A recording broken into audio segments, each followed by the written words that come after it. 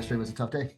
You know what I mean? Across the board, like, Yep. I always say though, you show up, you don't show up on the days you just feel good, the days that everything's going perfect. You show up on every day. Like that's just the difference. And so what do? You go and you live your best life and you go work your ass off.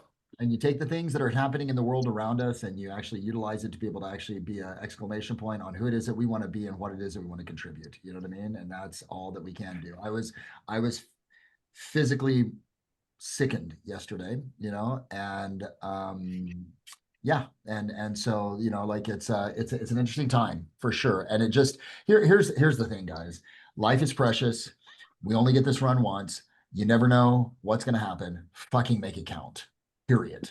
Make it count. That's why right there, JR, carpe diem, right? And amor fati. Those are the two things that I have on my body. Remind me to love my life, no matter how crazy it is. Embrace fate, and then carpe diem, which is seize the day. So we are, guys. First of all, Nazar, thank you, Jimmy. Just that Nazar, who I think and you've met multiple times, launched a company called Fiv Real Estate a couple of years ago. Fiv is now growing, and they're pushing and expanding nationally and regionally. And Nazar, where's Nazar? Nazar, how many people do we have inside of Fiv right now?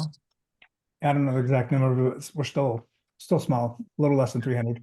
Yeah, a little less than 300. So, but obviously going through the like that growth process, man. And Jimmy, you know that better than anyone else. And guys, so Jimmy, we've been talking about with these guys. I come in about once every 2 weeks, get the chance to be able to actually pour into them, be able to actually like contribute to them and like help them in terms of their business model strategy, etc. Guys, really quick before I turn it over, before Jimmy and I jump in. Nazar, I'm going to send to you. And where is Emily? Emily, you're going to get a full process that I want the brokerage to be working on around the interest rate meeting that's coming up on Wednesday, which is going to be a really wonderful time. So just take that and guys get it. It's pretty self-explanatory. It's a paint by numbers process. Engage in it, pull the trigger on it. It's my goal, JR, you'll love this, is to set up as many strategy sessions with the fence sitters of people that are on the fence that are buyers on Thursday and Friday, to have 18, 19, 20 of those, and to actually prospect and to follow up these next 5-6 days with all those individuals that are your B leads that are committed but haven't pulled the trigger, to reconsult, because rates could be down like literally, guys, in the low sixes. Like we're in the low sixes. We're at 6.29 today, but they could be down in the 601, 605, somewhere around there. Really an ignition of the market and an opportunity for engagement with clients. So super pumped. On the heels of the conversations we've been having about the different silos, right? And you guys know that I teach the key three, three key lead sources that you need to be strategic inside of. Number one, obviously your past clients and your sphere of influence. Number two is your open houses, to be able to, which are going to be banging. And we're going to pivot over to that in some upcoming calls. And then number three is your online leads. Well, Jimmy has never done online leads, which I respect, and I attempted to get him to do it years ago. We had a Zillow conversation. He's like, it's not my game, Pipes, man. And I totally respect like knowing your model, sticking to your model and doing it well. When I met Jimmy, it was at the Sheraton down in Salt Lake City. Horrible room, so dark, so dingy. Do you remember that, dude? Oh, yeah. Like low ceiling, like just not the best seminar place. But we got the chance to be able to start forging what I consider one of my best and strongest friendships. In fact, Jimmy introduced me to my fiance in a roundabout way. Will be the person that is, and many of you have met Angie at the Fiv event. Wasn't really a roundabout. She walked up to us at the bar and I said, "Hey, this is my friend Bill." And then you started talking. That's right. So it wasn't roundabout. It was strategic and by design. Like It was. legitimately, like it was 100% strategic. It was pretty rad, dude. And I love him so much, man. He'll be the person that's actually marrying us, right? So Nazar, at the wedding, and it'll be absolutely fantastic. And what better way to do it? But the reason that I brought Jimmy in is because about a year into our coaching, maybe a year and a half, Jimmy was crushing it with for sale by owners. And by crushing it, I mean, he had like 60, 70 listings that were FSBO listings. I mean, and he was traditional Mike Ferry agent, grinded out. I made, prior to real estate, was selling meat door to door. Prior to that was on his mission is LDS mission, was one of the most successful in terms of the metrics that they use for mission count, and came back and like was running this business with Fizbos and said, I hate this, right? And I'm like, well, you shouldn't hate your business. And he was like, I think I'm gonna go sell solar. I'm like, whoa, wait, no, you go, hold on. And so we began a process there through questioning and evaluation, et cetera, of really looking at what you love. And really, business should be, in my opinion, doing what you love, doing with people that you love, right, or appreciate or care about, and doing it at the best level that you possibly can. And so it was at that moment that Jimmy really pivoted the model. And all kudos to him because he pivoted the model, looked at what it is that he loves, which is parties and events and connecting with people and supporting individuals and helping people build wealth. And his entire model shifted at that point. And I believe, Jimmy, it went from like 100 and some odd transactions to 500 at its peak by following the bliss. Follow your bliss, as Joseph Campbell said. You know what I mean? Follow what it is that you love and what it is that you do. So, by the way, Matt Barr, freaking love seeing you so skinny, dude. Right? Like, absolutely, so proud of you, brother. Like, I cannot even say enough about. Dude, he's looked like this for a while now. It's good to see you, by the way, Matt. I was thinking the same thing, my friend. Miss Yeah. you. Last time I saw Matt was randomly coming across Vegas at Yeah. just bumped into each other, which was really cool. So today, what I wanted to really give you guys the opportunity to experience is a man that built a business. You see a lot of these 500 plus, 400 plus transaction teams that have a bajillion agents on it, right? And they run low margins. Their ROR, return on revenue, is extremely skinny, 8, 9, 10%. And Jimmy bucked that trend. High revenue, high margin business, doing it the way that he wanted to do it, right? And doing it extremely well.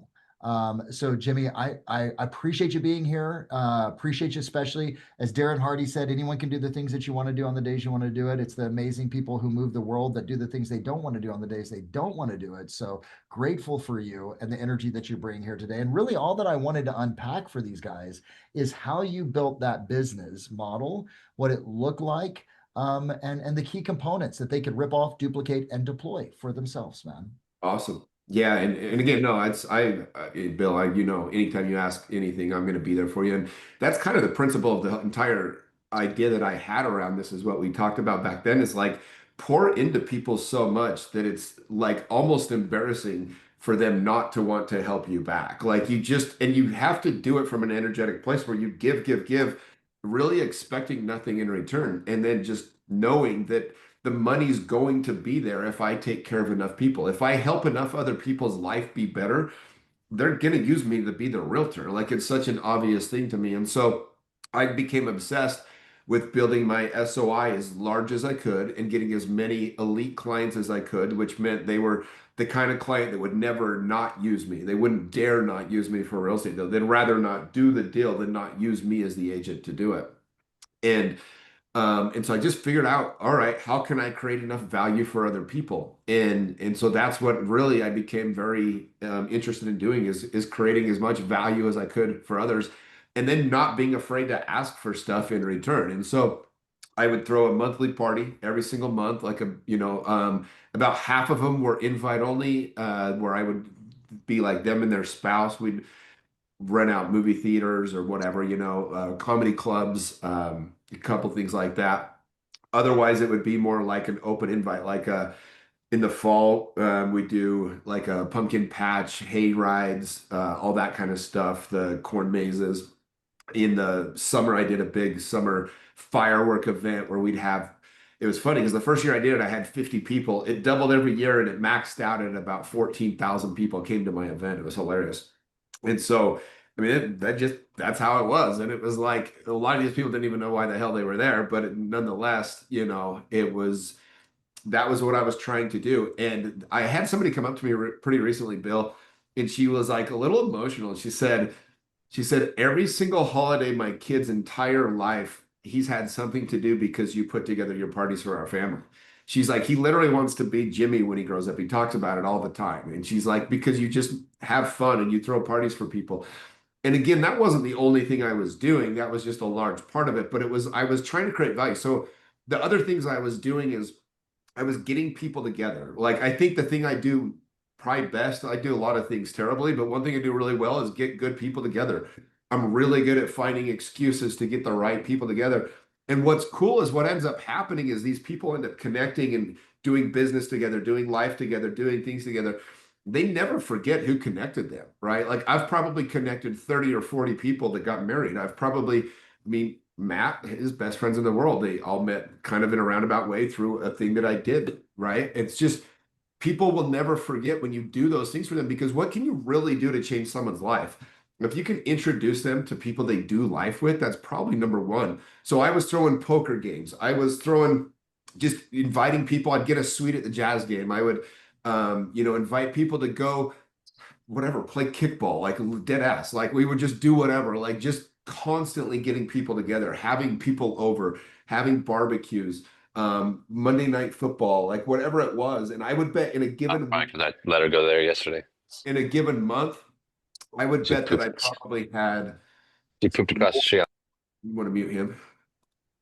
In a given month, I would guess that I would probably do 8 to 12 things where I was just getting people together. Sometimes it was 5 or 6, sometimes it was 20 or 30. I would throw a Lake Powell houseboat trip every summer. I'd usually get 60 to 100 people to go. And I can't tell you, I probably sold more houses from poker games and from riding in boats than anything else I've ever done. Like, I bought a wakeboarding boat and we went 45 times one summer, and I had new people every time. I was just getting whoever I could to go boating with me. And you spend a couple hours with somebody like that, we'd get done working at 5:30, be on the lake by 6, be off the lake at 9. That's usually how we did it, 8:39. And it just works. But I was very intentional about it. It was like, I'm going to be the most connected guy in town. I'm going to be the guy that everybody else knows.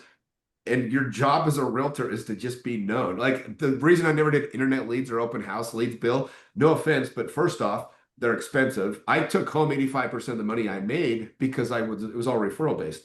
Also, not only are they expensive, but you kind of just deal with people that kind of suck. Like, anytime I was getting those kinds of leads, it's like they constantly are questioning you. They don't trust you. They don't do what you say. So, like, when I was dealing with my friends or referrals from my friends, I would literally tell my client, bro, you need to buy this house. It's a hell of a house. And I'm like, oh, okay, I'll buy the house. Like, that's how it went. Like, our investors, we still sell a couple hundred homes a year to investors. We sit down and have a strategy session, and we just, for 45 minutes, we teach them exactly what it's going to look like, what they should buy, what they're going to do. And then we literally say to them, great, I'll call you when we find a house that fits the criteria. 98% of the time when we call them to buy a house, they buy it. They're in other states, they don't even know where they're at, but they trust us. They want to work with us. They believe in us. And so the reason I love the referral-based business, it's A, it's just cheap, but B, like, your clients just listen to you. They want to trust you. They naturally are going to believe you.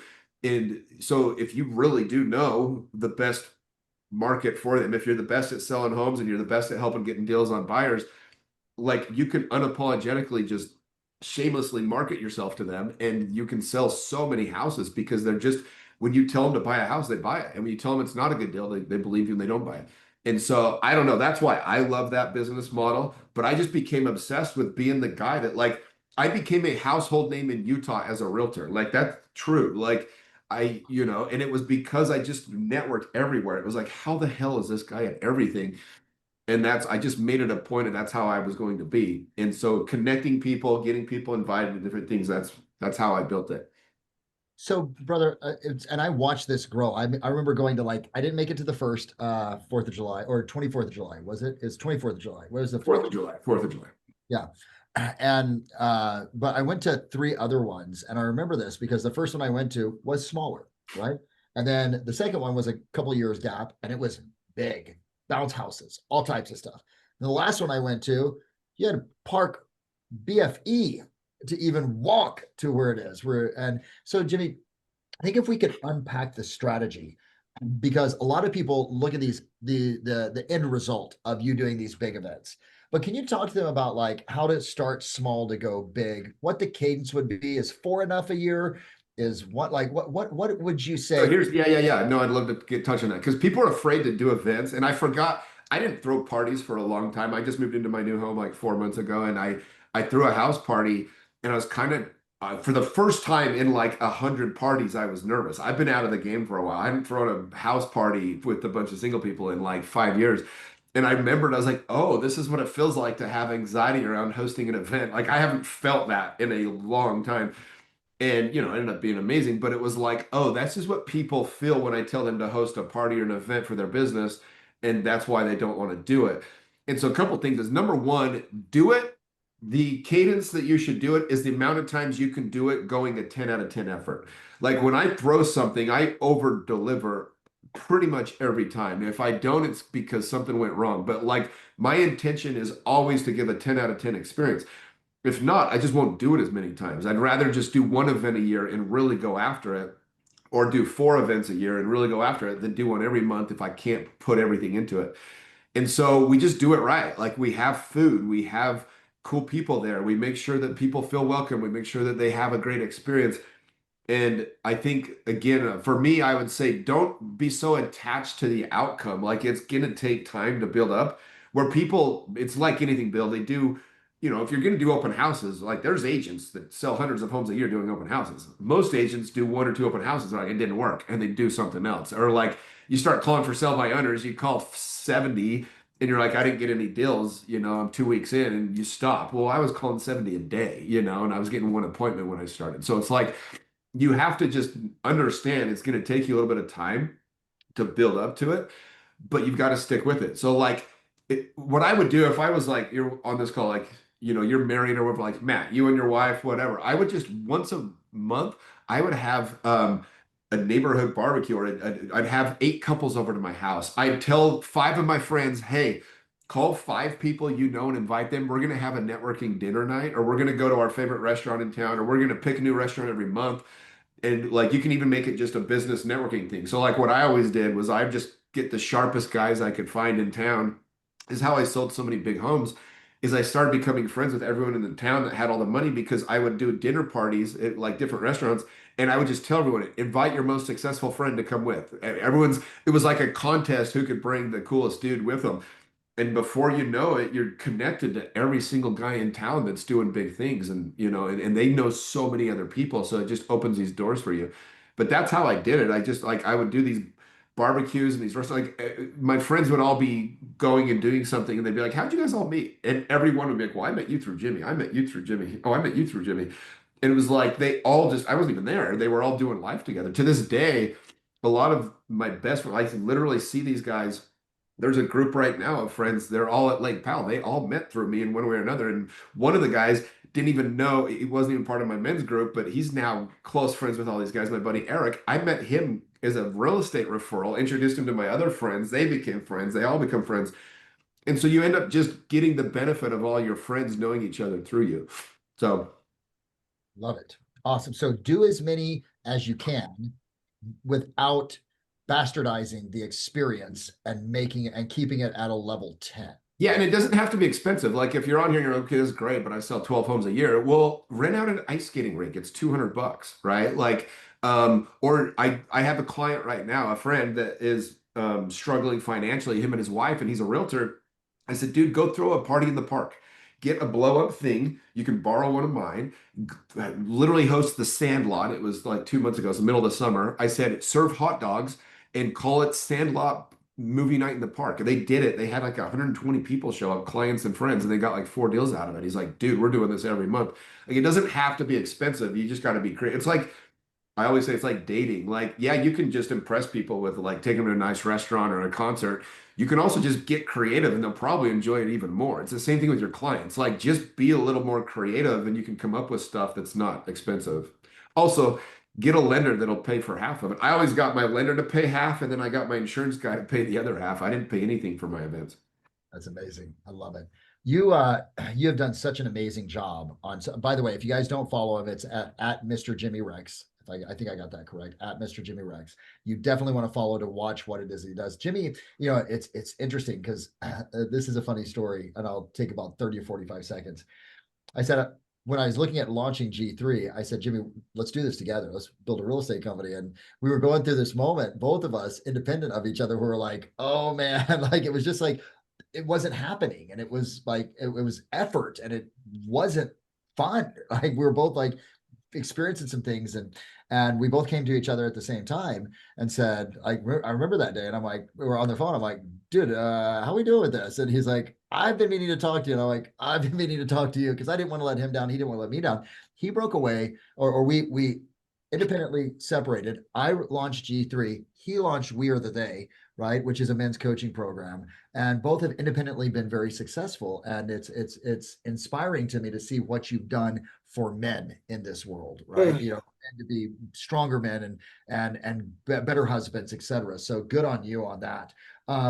Your Instagram, your social media, right, was such a pivotal part to staying connected, staying in front of, and keeping relevant to your audience, right? Of the people that are out there, your sphere. Can you talk a little bit about that? Because I think that's such a critical part. Of course, we can email, of course, we can call them. And by the way, Jimmy, you said something to me years ago. You said, dude, the purpose of the event isn't the event. You want it to be a banger, but you want to have an excuse to call, right? And just say, hey, I'm inviting Yeah, you. I started doing the events because I had agents on my team that wouldn't call their SOI. And so I was like, well, how do I get them to call? And I was like, well, they can invite them to a party. That's easy enough. And that's why we started doing those in the first place. It just gives you a really nice excuse to call your SOI. Yeah. Can you talk about your social media strategy when you were actively selling and what that looked like? Because I remember, I'd love to get a copy and get this out to those guys. You remember that like Instagram like thing? You Yeah, used yeah, to- happy to send it over. I'd have to look and make sure it's not outdated now. But I mean, long story short, you've got this platform, which is social media, which, you know, and I mean, I put up something yesterday, it got seen 45,000 times. You know, it's like that's 45,000 real people saw that. That's more than I could have got trying to get a commercial local in the Super Bowl. Like, seriously. You know, if you when you have this opportunity to just get in front of people, and it's not about being in their face. Where realtors screw up is I always say, treat social media like a room full of your friends. And so if you wouldn't say it in front of a room full of your friends, don't put it on social media. Like if you're just putting your new house listing, you're probably not going to get a whole lot of traction. Like you're just kind of pretending like you're working on social media without actually doing anything that's effective. And so what I would say is like find ways to make yourself interesting and post them. So anytime I was showing homes, almost daily, I just wanted to remind people I was a realtor. That was my whole goal with my social media as a realtor. When I was a realtor, my only goal was to remind them I'm a realtor. So I would walk through homes and I'd make fun of stuff or laugh with them or whatever and like make it funny and make it interesting. And then I'd show me in the office doing dumb things. And I just tried to make it fun and interesting. Like the other day, this company in Utah hired me. It's called Astra Tower. They're renting out these apartments downtown, and they hired me. They paid me a lot of money, several $1,000s, to do a reel for them, and make like 6, 7 stories. And they have it's the best view in Salt Lake. It's the tallest building in Salt Lake, and they had all these boring scripts for me. I said, "Can I just wing it and kind of make this actually good?" And they're like, let's see. Yeah. And I had one, it was like this master bedroom with like this glass ceiling to floor, the most epic room you've ever seen. And I just get on my video and I said, guys, you got to see the view from this master. If you can't seal the deal in this room, it's you. You're the problem. And that's freaking funny. It's just more interesting. It's real and people loved it. It got a ton more views. But my point is like, you kind of just got to be creative. I was just sitting there at this shoot, like, I'm not going to read this script. People know that's not authentically me. I was like, let me just wing it a little bit. But you got to kind of think outside the box a little and just say, how can I be interesting, but remind people every day that I'm a realtor? And that was the question that I was obsessed with. And that's what I put all my attention to as a real estate agent. I love that, man. I love it. What was your cadence? What like would you recommend their cadence needs to be in terms of social? I mean, if you're trying to really do it, you should probably post 4 or 5 times a week on Instagram. I would post something daily on Facebook, just do like a blog, like a mini blog. You can follow mine and see kind of my cadence. I actually have been kind of bored with social media lately. I don't know where I'm going with my business and stuff, so I'm kind of trying to figure out what I want to do with my social media, if I'm being honest. But stories, you should probably post 5 or 6 per day. And if you're in the active cells, I would not post about politics, religion, sex, the things that like will turn people off too much. But yeah, I don't really give a shit right now. So I've made a few posts this week. But at the end of the day, as a realtor, you just want people to want to open your thing. Like, oh, I love when he posts. Like, think about that. Like, We want people to be like, oh, sweet, so and so, Alice just posted. I want to see what it was, or Martha just posted. This is going to be cool. And I know that, like, I know people enjoy following me. It's like more interesting than most of the people they follow, for better or worse. They're like, Sky is a train wreck sometimes, but at least it's fun to look at. Like, you just want people to want to open your Instagram. It's All right. authentic, it's real, I- etc. Yeah. I've got some questions. First question is, listen, I'm not you, and I don't want to throw a party with thousands of people. And so for people that are like that, right? Like I'm not a social butterfly. I enjoy people, but I rather be in an intimate setting with like a couple people versus thousands. I'm not a person that's gonna go and be a connector. Like I don't feel like that's my strong suit. And then the drunk monkey in my head is, as you're telling me about being on social media, I'm not someone that's really cool to follow, or I'm not interesting enough. At least that's the story I tell myself. And so for people that are like me, that are one, not extremely extroverted, and two, don't feel like they have anything really fun to say. I tried once, it backfired, didn't work well. Tried once. Yeah. Well, I hear what you're saying. I get that I get repetition. it. But so I got a good answer for you. So what are you into? Because if you're not, here's what I tell people. If you're not enjoying how you're doing it, you just won't do it. So like find a way to do it that you enjoy it. So do you like hiking? Like I would post the top 50 hikes in Utah and I'd go do a hike once a week and that would be my video. If I was not into hiking, but let's say you're really introverted, do you like food? Everyone likes food. I would go to the top 50 restaurants in town and I'd post my experience there and show what the ambiance is, what the food looks like. I'd become friends with the owner. I'd have 50 new people in my SOI by the end of that. I can promise you that. Um, what are you into? Like you're into something. And so like, what are you into? And share that. Only every fourth post should be about real estate. But it's a really convenient excuse to just be like, I'm an introvert. I think introverts are people that are just afraid to get out of their comfort zone a little bit. Like, no offense, it might not be your natural behavior, but you can do it. If you want to have a big real estate business, you need to know people. So like you either got to get really good at internet leads or get out of your comfort zone and go meet people. Like those are really the only options. Otherwise, you're just not going to sell very many homes. So, you have to figure out what works for you though. So what are you into? What do you enjoy sharing about? Like if you nerd it, there's some of the biggest pages on TikTok. There's one that the dude cleans rugs. Like I said that correctly, you guys. He cleans rugs. It's the most entertaining shit you've ever seen. There's another one's a girl that's a beekeeper. Can't turn away from it. It's unbelievable. There's other dudes that literally like you name it, there's something for it, and it just but this isn't an easy thing to do. Like you have to put real effort. I sold 300 homes a year on average for 6 years straight. Like the reward is massive for learning how to do this, right? Like you don't have to do this, but if you do want this to be a big part of your business, the reward is huge for learning it.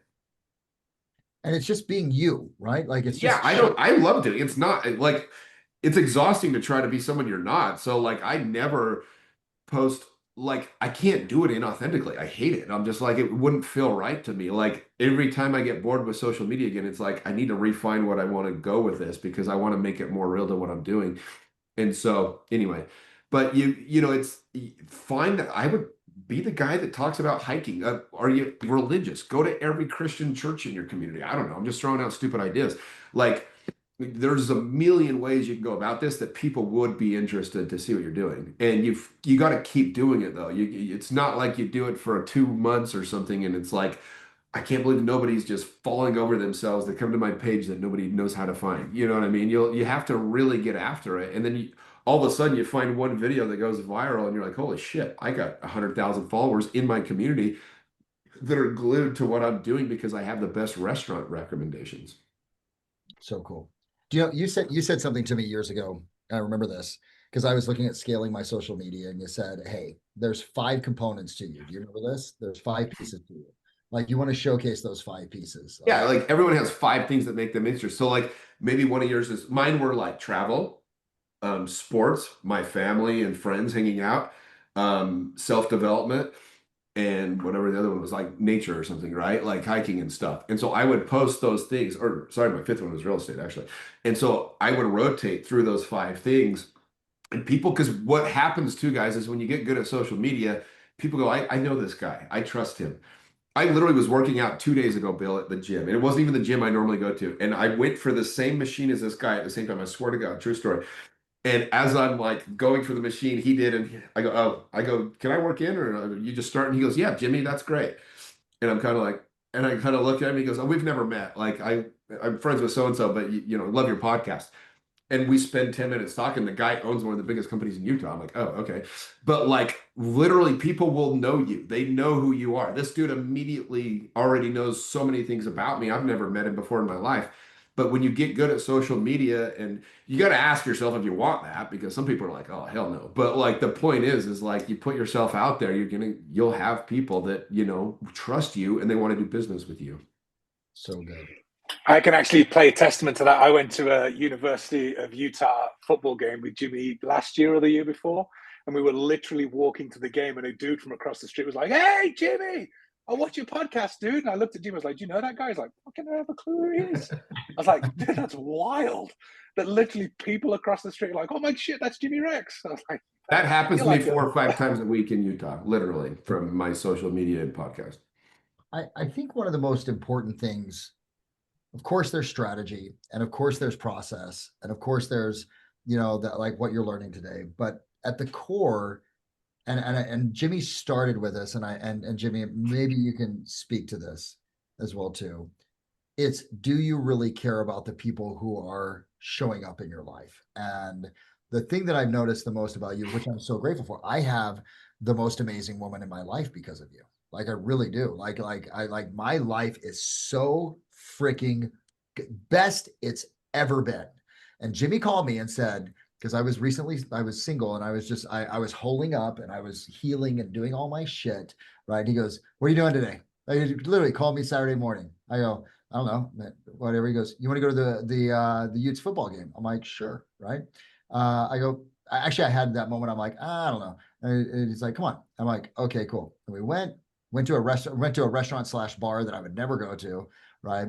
And I end up meeting someone that is fundamentally shifted my entire life, which I'm eternally grateful for you. I think the key out of all of this is, if you approach this, dude, and I watch you, Jimmy, like you do this with no expectation of return, complete contribution. Can you just please talk to that for 30 seconds to a minute about the importance of the energy and the intent behind the activity of what it is that you do and what it is that you've done? Yeah, I mean, I think, and it's an energetic thing, but like people know when you're doing something to get something, and so yeah, and our natural behavior is like, what can I get out of this? And so if you do it to get something, though, people are going to receive it differently, and so you have to just train yourself to go, look, I'm just gonna go off faith. I'm going to get mine if I give enough to other people, and it always ends up working. And as you do it more and more, your faith grows in that, because you just see that more and more it keeps happening for you. So I just think you have to just train yourself and just try to like truly do stuff, not expecting anything in return, because all pain in life comes from unmet expectations. And so, I think if you can eliminate that, you'll just be happier. Like I have a client, not even a client, I got a person that I know, their family comes to every event I've ever thrown for like 10 years straight, you guys, and they don't use me for real estate. The balls on them is actually quite impressive. And I just laugh. I'm like, good for them. They're invited. I make them feel welcome. Clearly, they keep coming back, but they don't use me for real estate, and they come to every client event. It's hilarious. We're talking thousands of dollars I've probably put out for these people to have like the amount of stuff they've done. And I'm okay with it. Like I truly am. I think it's funny. It's like, okay, but like maybe one day, who knows? And maybe not. But at the end of the day, I get mine because if I can give to enough people, and the times I've gotten upset in life, the times I've kind of, been my worst version of myself, is when I put expectations of needing something in return, when I forgot my own principle on that. So amazing, dude. Nazar, any other questions? I hope everyone has gotten as much. I'm taking notes. So, but Nazar, any other questions, comments? Yeah, I mean, the only comment I guess I have is most agents think that, oh, what if someone doesn't like me? And that's okay, right? There's 8 billion humans on this planet. There's gonna be lots that don't like you. Your goal and your job is to find people that do like you. And the only way they can do that is for you to be able to put yourself out there, right? And if you put yourself out there it doesn't matter, right? The people, your tribe will naturally gravitate towards you, and that's the people that are going to want to do business with you anyway. But if you don't do your part and put yourself out there, then they'll never know you exist, and that's a shame. So, Totally. Jimmy, thank you so much. I appreciate Thank you guys for having me, Bill. Thanks, man. Matt, so good to see you, Thank you, brother. brother. Hey, I got to see the house. Angie and I need to come and see the house. Yeah, come on over whenever. Yeah, we'd love it, man. Hey, I love you, brother. I appreciate you so much on so many levels, right? Thank you for sharing and taking time out to be able to actually pour into these individuals that are amazing, badass people. So, and we just all wish you the most abundance, love, joy, happiness in your life for pouring into us. Thanks, dude. Thanks, brother. Love you guys. See ya. Take care. Bye. See you.